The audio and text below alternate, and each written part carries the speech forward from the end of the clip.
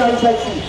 আমি আমার স্ত্রীর কাছে যখন যাচ্ছি বলছে কি ইনকাম করে এনেছো, আজকে তো ঘরে চাল নাই, আজকে তো ঘরে ডাল নাই, আজকে তো ঘরে আমার যে সাজসজ্জার পোশাকাটি আমি আমার স্ত্রীকে দিতে পারছি না।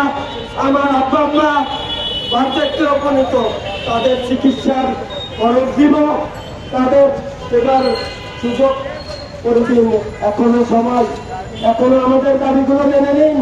কারণ এমনও শিক্ষানবিশ আইনজীবী যারা রিটেন ফেল করে তার পরিবারের কাছে নিগৃহীত, অবহেলিত, তার সন্তানদের কাছে অবহেলিত, তার স্ত্রী তার পরিবার তার পরিবার থেকে চলে গেছে।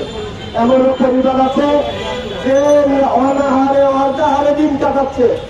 আমরা 2057 সাল থেকে আজ পর্যন্ত যেসব পরীক্ষার্থী আমাদের জীবনের সমস্ত সুখটুকু উজাড় করে দিয়ে বারবার আমরা বার কাউন্সিলের দ্বারস্থ হচ্ছি, বার কাউন্সিল কিন্তু আমাদের কোনো কথা উত্তর করছে না।